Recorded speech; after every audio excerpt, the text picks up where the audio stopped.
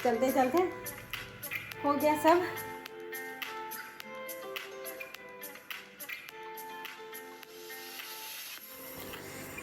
Hello hello friends, good morning. कैसे हो आप सब? उम्मीद करते हैं सब बढ़िया होंगे। मेरा भी बढ़िया चकाचक चल रहा है। तो ये सावित्री पूजा के दिन का ब्लॉग है, जो कि हम 3:30 बजे उठ गए थे। और उस दिन 3:30 बजे उठने का एक ही कारण था ना, कि मतलब ऐसा लग रहा था क्या, मन में ये सोच के ही सोए थे कि जितना जल्दी हो सके उठे और जल्दी जल्दी अपना काम ख़त्म करके पूजा करके आ जाएं, क्योंकि इतना कड़ा धूप है कि फिर बाहर तो निकला भी नहीं जा रहा। और 7 बजे से ही धूप इतना तेज़ हो जाता है, जैसे लगता है कि 12 बज गया। तो इसीलिए यही कारण था कि जल्दी जल्दी हम अपना काम ख़त्म कर रहे थे। बस फटाफट से झाड़ू लगाए, उसके बाद अब पोछा लगा लेते हैं। क्योंकि ना कहीं भी बाहर भी पूजा करने, कहीं भी जाओ पूजा करने, घर में पहले सबसे पहले पूजा घर में होती है। तो बस पहले सबसे पहले काम ख़त्म कर लें, उसके बाद जाएंगे। मतलब पहले घर में करेंगे, उसके बाद फिर बाहर जाएंगे। और हम ना शुरू से ही करते आ रहे हैं ऐसे, कि बर के पेड़ के नीचे ही जाके पूजा करते हैं। तो बस वही जाएंगे। मतलब ये हो जाता है कि शुरू से स्टार्टिंग आप जैसे किए हो वैसे ही करना पड़ेगा। ये हो जाता है। ऐसे भी मन में ऐसा कुछ लगने लगता है तो फिर वैसे ही करते हैं। तो यहाँ पे पोछा लग गया था, और देखिए पोछा लगाते लगाते कितना साफ़ हो गया। और अभी टाइम ज़्यादा नहीं हुआ है, मुश्किल से 4 बजा होगा। अभी तो नहीं देखे टाइम हम, लेकिन हम मुश्किल से बोल रहे हैं 4 बजा होगा, लेकिन 4 बजे ही देखिए कितना ज़्यादा साफ़ हो गया। और ना कितना भी जल्दी किए थे, फिर भी निकलते निकलते 5:30 हो ही गया था मेरा। क्योंकि स्नान करो, उसके बाद फिर सब तैयारी करो, तो इतना लेट तो होना ही था। और बिना झाड़ू पोछा के तो घर में भी पूजा नहीं होता है, तो बाहर जाके कहाँ से करेंगे। तो ये हो जाता है। और बाकी का जो एक्स्ट्रा काम होता है, जैसे कि कपड़ा धोना होता है, डेली धोते हैं, वो हम छोड़ दिए थे आज, कि फिर लेट ना हो जाए, बस यही डर से। बस यहाँ पे देखिए हमारा पोछा लग गया था।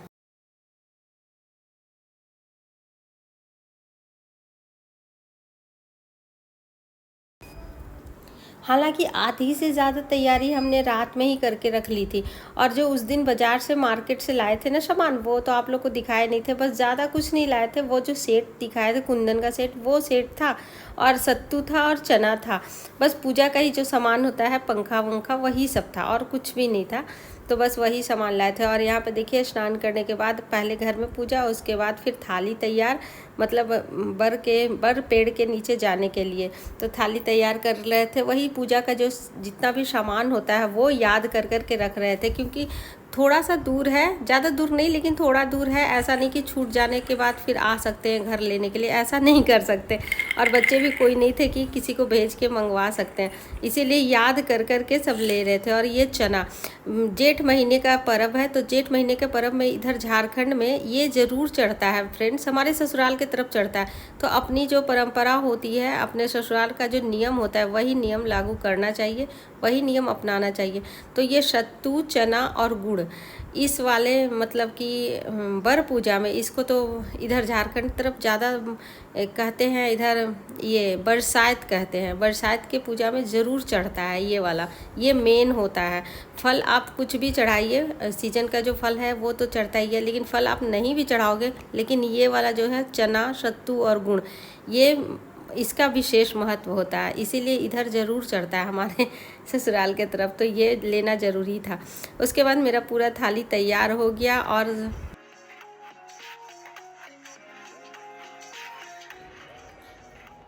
Hello friends, good morning. Savitri Puja की ढेर सारी शुभकामनाएं सारे माताओं बहनों को।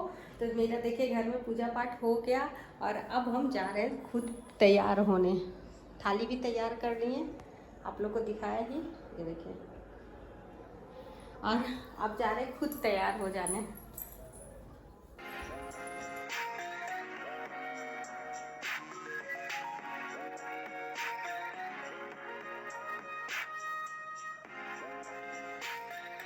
तो फ्रेंड्स, ये सब जो सुहागनों का पर्व होता है, इसमें होता है कि सजना संवरना, ज़्यादा कुछ तो नहीं, लेकिन जो थोड़ा बहुत आता है बस वही सोच रहे थे कि कर लेते हैं, तैयार हो जाते हैं। और इसमें भी लग ही गया था आधा घंटा, मतलब अपने आप को तैयार करने में। बस बाल को सिंपल सा ऐसे करके कर लिए। गर्मी तो काफ़ी है, बाल खुला जा नहीं सकते, और वैसे भी हमारे सनातन धर्म में बताया गया है कि खुले बाल में पूजा नहीं करना चाहिए। बाल छोटा हो या फिर बड़ा, बाल हमेशा बांध के पीछे एक रबड़ बैंड लगा के ही पूजा पाठ करते हैं। तो यहाँ पे देखिए हम तैयार हो गए थे, और ज़्यादा कुछ नहीं, जो कि जिसका नया नया वर पूजा है, जैसे कि फर्स्ट बार है या फिर नई नई शादी हुई है 2-3 सालों, उसका बहुत मज़ा आता है। मतलब कि 16 श्रृंगार वो करती हैं। हम लोग तो अब खैर पुराना हो गए तो उतना ज़्यादा नहीं, लेकिन हाँ फिर भी अपना जो होता है वो सब कर लेते हैं। उसके बाद साड़ी का ऐसा नहीं है कि कोई नया साड़ी ही पहनते हैं, पहना हुआ साड़ी भी पहना जाता है, मतलब सिर्फ वो शुद्ध होना चाहिए। यहाँ पे तैयार हो गए थे और अब चलते हैं पूजा करने के लिए बाहर मतलब बर के पेड़ के नीचे। तो यहाँ पे देखिए थैला लिए थे, और थैला में जानते हैं क्या है? थैला में है पंखा और आसन है। मतलब आसन लेके घर से ही जाते हैं वहाँ, जैसे कि पंडित जी कथा सुनाते हैं तो आसन बिछा के ही कथा सुनना चाहिए, और बिना आसन का पूजा, बिना आसन का कथा ये शुद्ध नहीं माना जाता है हमारे में। तो बस वही आसन लेके आए थे, और यहाँ इतना ज़्यादा भीड़, सोचिए इतना सुबह सुबह जल्दी जल्दी आए कि शायद भीड़ कम हो, लेकिन नहीं, भीड़ बहुत ज़्यादा था, बहुत बहुत ज़्यादा था। वीडियो अच्छे से बना नहीं पाए, जो बनाए हैं वो आप लोग के साथ शेयर कर रहे हैं। तो पेड़ के नीचे तो पूजा हो गई थी, धागा जितना लपेटा जाता है, फेरी लिया जाता है, वो सब हो गया था। और अब यहाँ चल रहा था पंडित जी का कथा। बोले ठीक है पुत्री, अगर तुमने उसको वरण कर लिया है, अगर तुमको पसंद है, बढ़िया है, सुंदर है, तो तुम्हारा विवाह उसी से होगा। राजा सतवान का विवाह सती सावित्री से हो जाता है, और इधर जो है सो राजा सतवान के माता पिता की चिंता जो है सो दूर हो गई। अब ना उसकी कन्या ढूंढने की चिंता और ना कहीं भटकने की चिंता जो है सो दूर हो गया। बोले चलो राजा सतवान का विवाह हो गया। अब क्या हुआ कि सती मैया और राजा सतवान दोनों जो है सो घर आ ही रहे थे कि तब तक। वैसे तो कथा पूजा सब जगह एक ही जैसा होता है, तकरीबन झारखंड बिहार में तो लगभग एक ही जैसा होता है। और यहाँ पे बंधा रहे थे मौली धागा, मतलब रक्षा सूत्र पंडित जी के हाथ से, तो एक ही जैसा होता है। लेकिन फिर भी कहीं कहीं थोड़ा सा नियम अलग अलग हो जाता है, जैसे कि अपने रीति रिवाज के हिसाब से पहले पूजा होती है, उसके बाद कथा सुना जाता है। ऐसा नहीं कि पहले कथा फिर पूजा, ये उल्टा हो जाएगा। और आज तो पंडित जी लोग का बल्ले बल्ले है, मतलब कि यहाँ पेड़ के नीचे 3-4 पंडित जी रहते हैं। कोई रक्षा सूत्र बांधते हैं, कोई कथा सुनाते हैं, और कोई संकल्प करवाते हैं। ऐसे करके चलता है, तभी हो पाता है। काफ़ी भीड़ लग जाता है। यहाँ बहुत मोटा बरगद का पेड़ है, इसीलिए सारी महिलाएं यहीं आती हैं। अब यहाँ सारी महिलाएं बैठ के फिर पूजा करके फिर कथा सुनती हैं, उसके बाद ही जाके फिर पारण करती हैं। मतलब जिनका आज फास्ट रहता है वो फास्ट करती हैं। और यहाँ पे देखिए पूजा पाठ हो गया था, अब चलते हैं घर।